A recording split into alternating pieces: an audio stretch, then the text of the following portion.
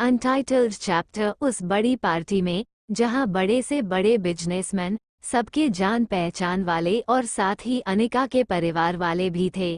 सबकी मौजूदगी में अमृता जी आई और उन्होंने गुस्से में आलोक जी के भेष में घर में रह रहे आवेश जी को एक जोरदार तमाचा दे मारा, जिसकी गूंज पूरे पार्टी में सन्नाटा पसार चुकी थी।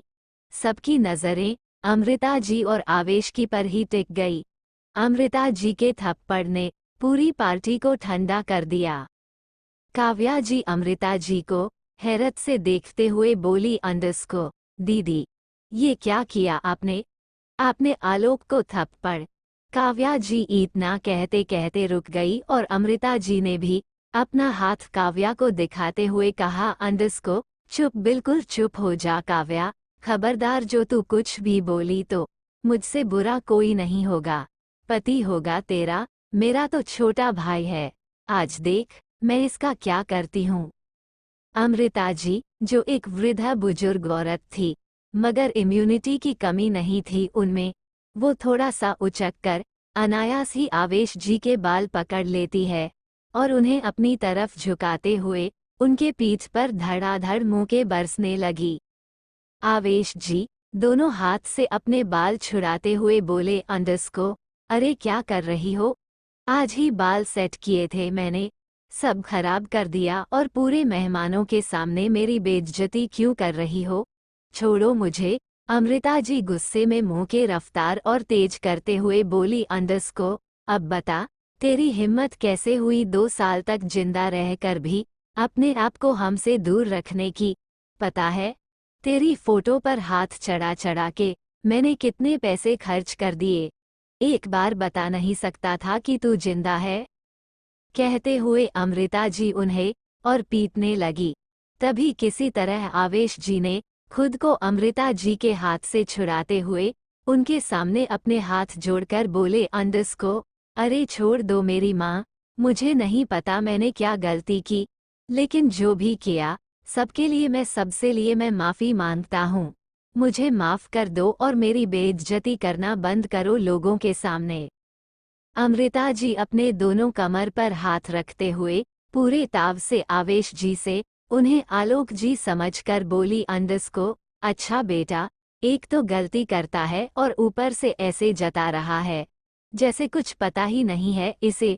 तभी आलोक जी इरिटेट होते हुए बोले, अंडस्को मांगता हूँ ना माफ़ी मेरी माँ, माफ़ कर। ओबरॉय मेंशन में खड़ी हो तुम और हरकतें कर रही हो। तभी अमृता जी आवेश जी को एकटक देखती रहती है और उनके चेहरे के भाव बदल जाते हैं और भावुक होते हुए एकदम से आवेश जी को गले से लगा लेती हैं और रो पड़ती है। आवेश जी जिनकी अमृता जी बहन तो थी मगर वो उनके साथ बचपन से ही नहीं रहे थे। कुछ ऐसे राज थे जिनकी वजह से आवेश जी जीते जी ओबरॉय की धन दौलत और सुख सुविधाओं से दूर रहे। ना उन्हें परिवार के बारे में पता था और ना ही अपने माता पिता के बारे में।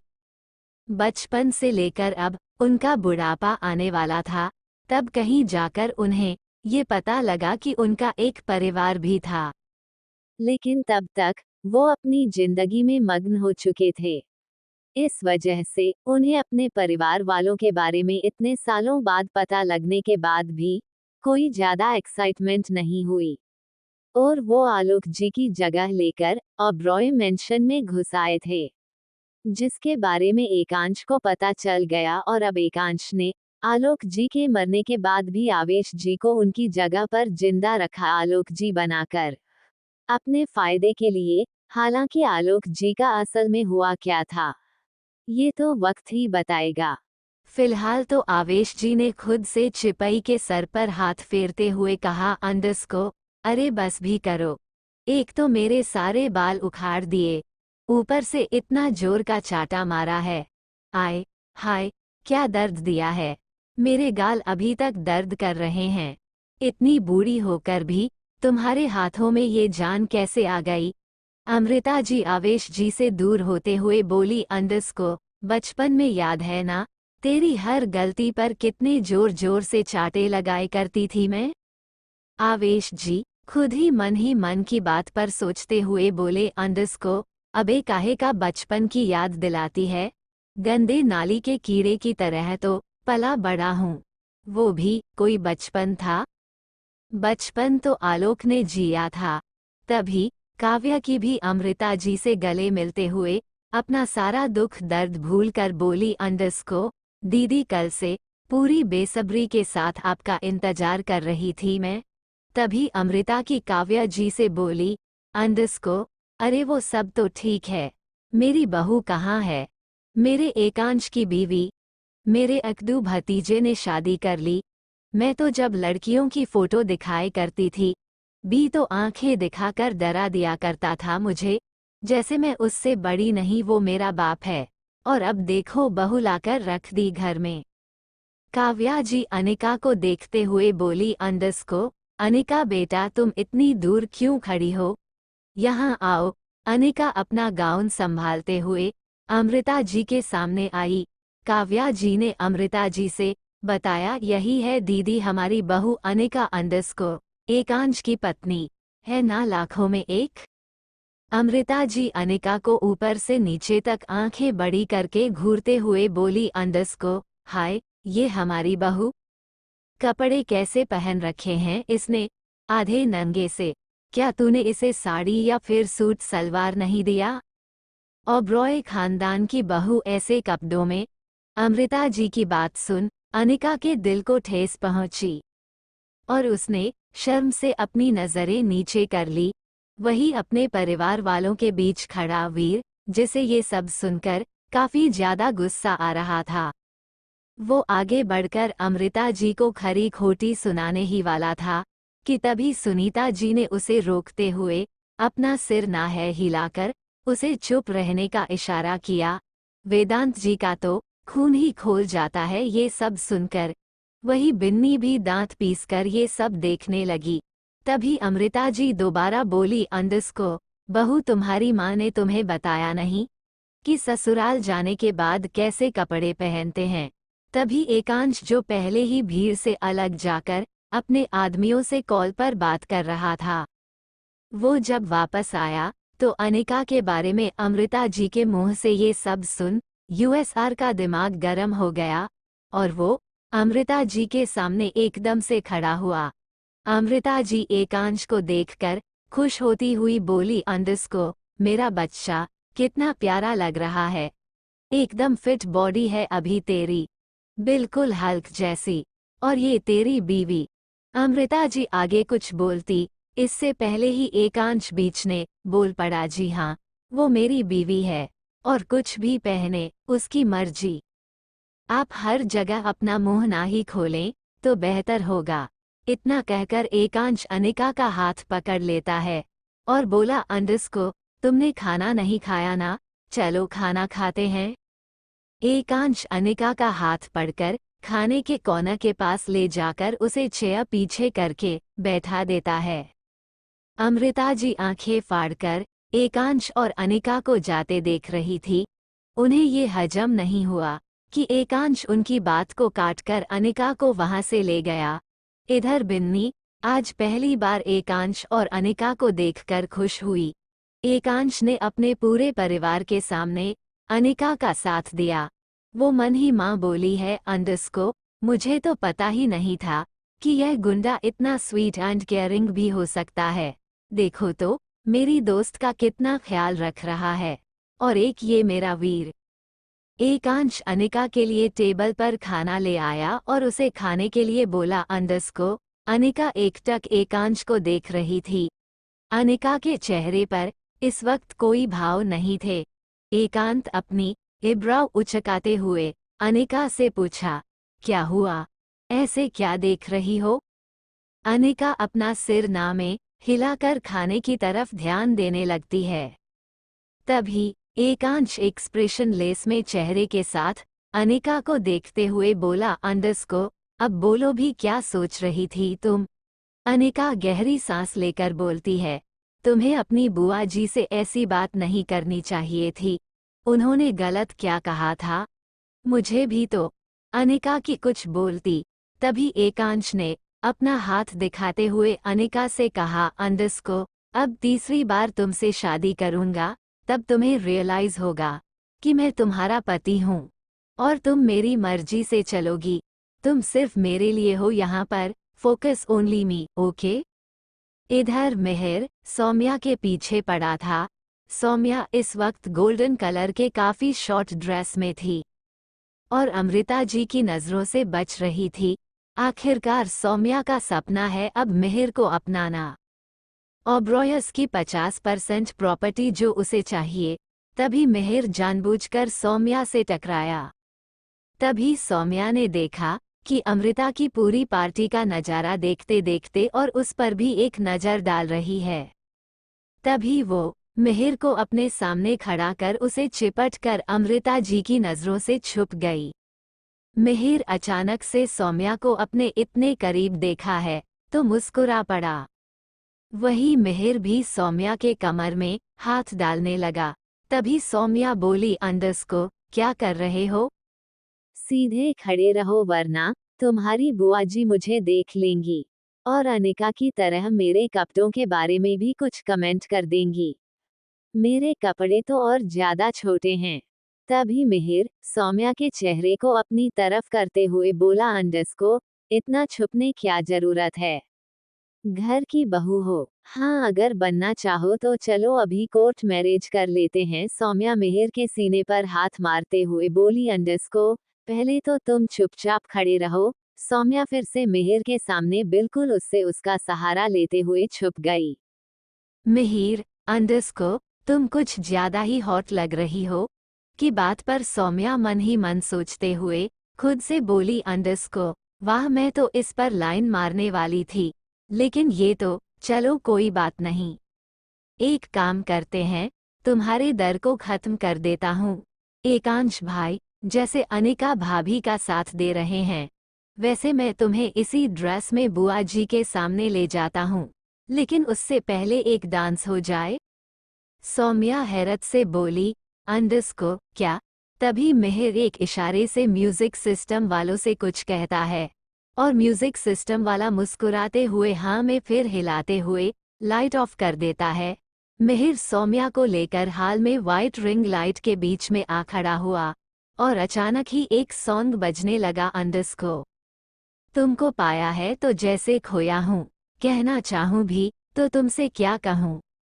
किसी जुबान में भी लफज ही नहीं कि जिनमें तुम जो मैं तुम्हें बता सकूं। मैं अगर कहूँ तुमसा हंसी इस जहां में नहीं है कोई, तारीफ ये भी तो सच है कुछ काम रही। इस गाने पर मिहिर सौम्या को लेकर थिरकता है, फिर उसकी नज़र खाना खाकर उठे एकांश और अनिका पर पड़ती है और वो सौम्या को छोड़कर उन दोनों को का हाथ पकड़ रिंग लाइट के बीच में ला खड़ा कर देता है। सॉन्ग ट्यून बज रहा था और अनिका एकांश एक दूसरे को देख रहे थे। तभी मिहिर ने सौम्या को आंख मारी और सौम्या जल्दी से अनिका को एकांश की तरफ धक्का दे देती है। तभी सॉन्ग का फीमेल वर्जन बजा, अंडरस्को, हो तुम हुए मेहरबा। तो है ये दास्तान, अब तुम्हारा मेरा एक है कारवां। तुम जहां मैं वहां। इस लाइन पर भले ही अनिका ना ही अपने होठ हिला रही थी और ना ही एकांश के साथ डांस कर रही थी, मगर एकांश को देखते हुए वो इस लाइन को महसूस कर रही थी। फिर एकांश के अंदर का रोमांस बाहर आ गया और वो अनिका को आगे की लाइन पर अनिका की कमर में हाथ डाल उसके हाथ को अपने हाथ में लिए अनिका के साथ सिर्फ उसी के चेहरे में खोए हुए डांस करने लगा। मैं अगर कहूँ तुम सा हंसी कायनात में नहीं है कहीं, तारीफ ये भी तो सच है कुछ कम रही। उसके बाद सॉन्ग का बेहद प्यारा सा ट्यून बजा जिस पर एकांत और अनिका एक दूसरे की आंखों में खो गए। वो ये भूल गए कि इस वक्त वहाँ और भी बहुत लोग हैं। आगे जारी है। CH90 romance Andy new enemy. Party खत्म हो चुकी थी। अनिका के घर वाले वापस जाने ही लगे। अनिका ने सबसे गले मिलकर उन्हें बाय कहा। तभी बिन्नी जाते जाते अनिका को कोहनी मारते हुए उसके कान के पास आकर बोली अंडस्को, वैसे जो भी हो तेरा विलन तेरा ख्याल बहुत रखता है। ये सुन अनिका बिन्नी को आंखें दिखाते हुए धीमी आवाज में दांत पीसते हुए बोली अंडस्को, शट अप। जब तुझे ऐसा कोई विलन मिलेगा ना तब पता चलेगा तुझे सिंगल है ना, इसीलिए बहुत ज्यादा उड़ रही है, एक बार शादी करके देख। तभी मिष्टी फिर से अनिका के कान के पास आकर उससे मजे लेते हुए बोली अंडस्को, अरे यार एक बार अपने भाई से सेटिंग तो करा दे, मेरा विलन हीरो तो वही है, फिर देख तेरे भाई का जीरा कैसे जीना हराम करती हूँ मैं। बिन्नी मुस्कुराते हुए अनिका से दूर हो गई। अनिका अपना सिर नामे हिलाते हुए बोली अंडस्को, ये लड़की मेरे भाई को बर्बाद करके छोड़ेगी। माथुर परिवार ओब्रोए मैंशन से हंसी खुशी चला गया और एकांश अनिका का हाथ पकड़ उसे अपने कमरे में ले जाने लगा। अमृता जी ने उन्हें अपने सामने से जाते देखा तो आंखें बड़ी करके बोली अंडस्को, हाय ये बहू ने तो आते ही कैसे हमारे एकांश को अपने कब्जे में कर लिया है। देखो तो इसकी बुआ इतने सालों बाद वापस आई है और दो मीठे बोल नहीं बोले गए इससे, लेकिन अपनी बीवी का हाथ पकड़ पूरे ऑपरेशन में घूम रहा है। हम अब तो खबर लेनी ही होगी मन्नू अपनी बहू रानी की, मेरे पुत्र को कब तक अपने वश में रखेगी।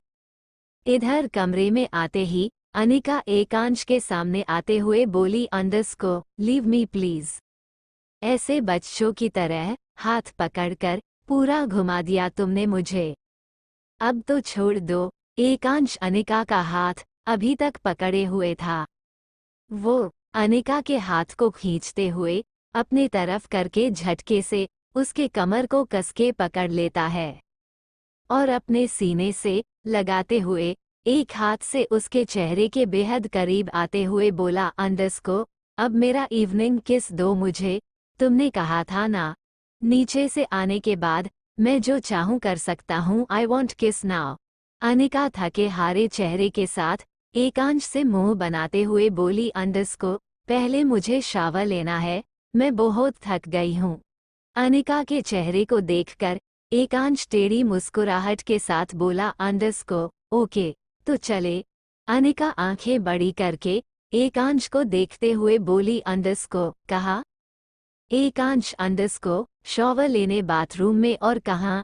अनिका गहरी सांस लेकर आइज रोल करते हुए बोली अंडस्को, बस 5 मिनट दो, मैं आती हूँ ना। एकांश ने अनिका को ढीला छोड़ दिया और अनिका राहत की सांस लेते हुए वार्डरोब से अपने कपड़े निकालकर जल्दी से बाथरूम में घुस गई। थोड़ी देर बाद वो नाइट क्लोथ्स पहनकर ही बाथरूम से वापस आई। एकांश भी तब तक मैं चेंज कर चुका था। इस वक्त वो सिर्फ एक ब्लैक लोअर में था और उसकी बॉडी शर्टलेस थी। वो अपने लैपटॉप में कुछ कम कर रहा था सोफे पर बैठे बैठे, तभी उसका ध्यान अनिका की तरफ गया और एकांश अपने हाथ की कोहनी सोफे के किनारे पर टिकाते हुए अपने आईब्रो पर अंगूठा फेरने लगा। वही अनिका एक नज़र एकांश को देखकर चुपचाप बेड पर जाकर सीधे लेट गई। कुछ मिनट में एकांश ने अपना लैपटॉप बंद कर दिया और बेड की तरफ जाते हुए वो एकदम से बेड पर छलांग लगाकर लेट गया। अनिका हैरत से अपने बगल में लेटे एकांश को देखते हुए बोली अंडस्को, क्या कर रहे हो, बेड तोड़ दोगे क्या। तभी एकांश अपनी बगल में लेटी अनिका की तरफ मूव होते हुए एक हाथ से अनिका के दूसरे साइड अनिका को अपने केज में लॉक करते हुए उसके कान के पास आकर कोल्ड वॉइस में बोला अंडस्को, बेड का तो पता नहीं, लेकिन तुम मेरा दिल तोड़ रही हो स्वीट हार्ट। कितने प्यार से तुमसे किस की डिमांड कर रहा हूँ, लेकिन तुम हो कि बहाने बना रही हो। आई थिंक तुम्हें मेरा रूडली किस करना ही ठीक लगता है, इसलिए तुम मुझे प्रोवोक कर रही हो। तभी अनिका एकांश के चेहरे की तरफ मुड़ते हुए बोली अंडस्को, ऐसा कुछ नहीं है, मुझे सोने दो। कहकर अनिका एकांश से उल्टा पलटकर सिकुड़कर अपनी आंखें कसकर बंद कर लेती है। तभी उसे अपने पेट पर मजबूत पकड़ महसूस हुई और अचानक ही वो पलट के एकांश के ऊपर आ गई। एकांश ने उसे पलट करके उसे अपने ऊपर कर लिया और उसे अपनी बाहों में भरते हुए कहा, अंडस को शैतान कहीं की, बहुत मजा आता है ना मुझे परेशान करने में तुम्हें। अब देखो मैं क्या करता हूँ। एकांश ने फिर से अनिका को फिर से बेड पर लेटाते हुए खुद उसके ऊपर आ गया और अनिका के कॉलर बोन पर एकदम से आकर किस करने लगा, जिसे अनिका का गुदगुदी होने लगी और वो हंसते हुए एकांश से बोली, अंडस को क्या कर रहे हो, छोड़ो ना। तभी एकांश ने 2-3 बार अनिका की कॉलर बोन पर किस करते हुए वहां जोर से बाइट कर लिया, जिससे अनिका की चरखर निकल गई। अनिका गुस्से में एकांश को पुश करते हुए बोली, अंडस को छोड़ो मुझे, तुमने फिर से काटना शुरू कर दिया, मुझे दर्द हो रहा है। फिर एकांश अनिका की गर्दन छोड़ उसके चेहरे के सामने आते हुए आंखों में बेतहाशा शिद्दत लिए अनिका से बोला, अंडस को अभी तो मैंने शुरू किया है और तुम इतनी जल्दी छोड़ने के लिए बोल रही हो। But not possible sweet heart, मुझे तड़पाने की सजा तो तुम्हें झेलनी ही होगी। कहकर उसने अचानक ही अनिका के होठों पर अपने होंठ रख दिए और अपने होठों से उसके होठों पर लॉक करते हुए उसे पैशनेट से किस करने लगा। एकांश के नीचे दबी अनिका ने जब एकांश के दोनों कंधों को पकड़कर उसे खुद के ऊपर से हटाने की कोशिश की, तभी एकांश ने अनिका के दोनों हाथ पकड़कर उसकी हथेलियां में अपनी उंगलियां फंसाते हुए अपने दोनों हाथों से उसके हाथों को इंटरविंड कर दिया और उसके हाथों को अनिका के सिर के ऊपर बेड पर प्रेस करते हुए उसे फिर से और जोर से किस करने लगा। साथ ही वो किस करते करते बाइट भी कर रहा था। अनिका का अब हिलना भी मुश्किल था और एकांश की बाइट से वो और ज्यादा दर्द महसूस कर रही थी। 15 मिनट तक एकांश इसी तरह अनिका को किस करते रहा और फिर जब उसने देखा कि अनिका को सांस लेने में काफी ज्यादा तकलीफ हो रही है, उसकी सांसें उखड़ने लगी है, तब एकांश ने अनिका को छोड़ दिया और उसके गर्दन के दूसरे साइड जाकर किस और बीती करने लगा। अनिका अपनी उफान भरती सांसों को काबू करने में बिजी थी। तभी एकांश जल्दी से और उसकी पूरी बॉडी को किस और वाइट करने लगा। थोड़ी देर में उसने अनिका को पलट दिया और उसके बैक बॉडी को वो जगह जगह वाइट करने लगा।